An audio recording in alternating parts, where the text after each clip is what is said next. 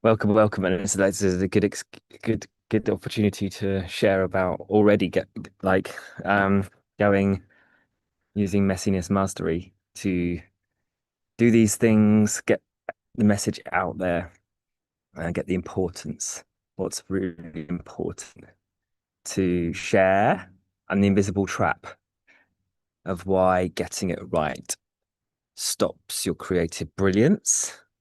And I can't actually see very easily because it's summertime. There we go. Just getting almost ready. And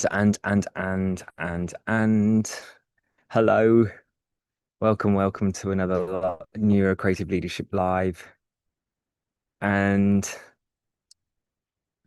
here we are. Here we are. And brilliant.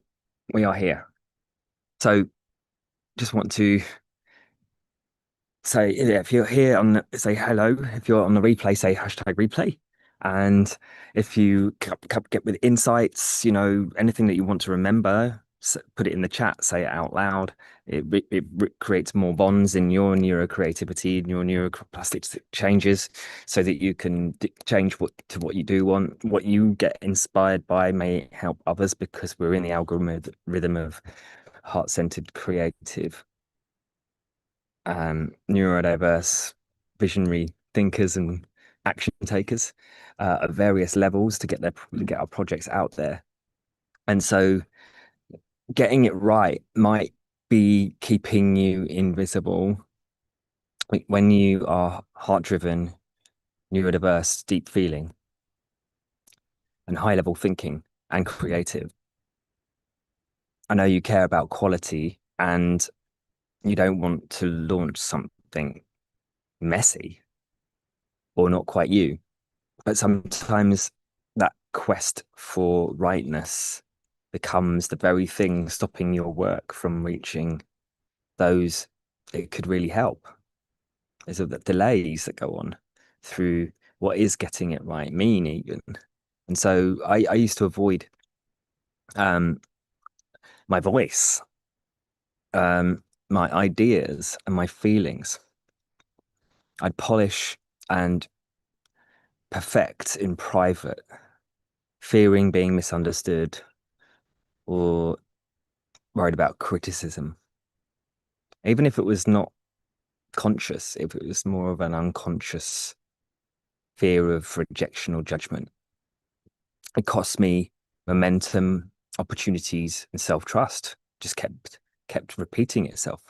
Through support and mentorship, I eventually learned that messy doesn't mean careless, and it can mean alive, honest, and ready for refinement. You're constantly refining your brand, rewriting the headline, rebuilding the page, making the freebie better. Are you tweaking colors, bios, AI prompts, and watching tutorials? Are you doing it without getting the results you want? Are you doing it whilst wishing you weren't alone, trying to do it all? If you're a yes to both, that could end up being pretty tiring. And it isn't about being underqualified. There's an emotional pain of being seen before you feel completely safe. What if I say, what if I say it wrong or get criticized? And what if it doesn't work? Those feelings as well. If you're polishing away without the risk of visibility, perfectionism can feel noble, like integrity. But when it costs you momentum and income and self-trust, it's worth questioning. The pain is delaying your work that matters, betraying your own potential in a loop of I'm behind, trying to catch up all the time. The old script is I need to get this right before I share it. The NeuroCreative leadership reframe is I get to share it clearly and simply enough so real feedback can help me make it right. Notice what that's about, what lands differently, share in the comments, what highlights do you get from that? What noticings do you get from that? If you're safe to do so, to stop for a moment and just listen in and say that to yourself again one more time. Because it's actually quite simple. I get to share it clearly and simply enough so that real feedback can help me get it right. How can you know whether it's right if it's meant to be finding out or working with other people that give you feedback about whether it's right or not for them? And that's only through starting to share whatever you can, whenever you can and this is the leadership, neurocreative leadership thing of stealth care, to be stealthy with it, to not ask for feedback from people that aren't, or don't listen to feedback from people that aren't actually in integrity with what you want to be integral with. So who are the people that you get to find that have done it before, like mentorship, or they're just willing to support you no matter what, and you can just share it with them and they're not going to give you advice that they haven't done? Or are they good for giving you feedback from a different perspective because they haven't heard it before? These are all ways to reframe and listen out for, can I put it out there? Can I get feedback before it's finished? And I know you're not being unfocused. You're treating every imperfect draft as proof. You should hit it. You don't need someone to push out.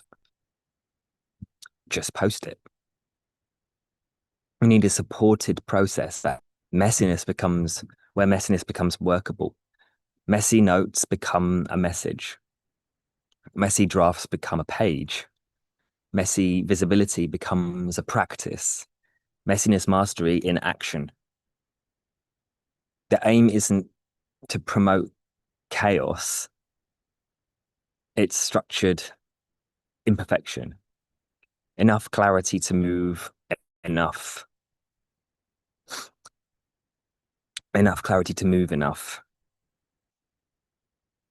support to not collapse enough, and honesty to connect. Your offer doesn't become powerful by being endlessly perfected in private. It becomes powerful by entering a relationship with the real world, real audience, real feedback, real refinement.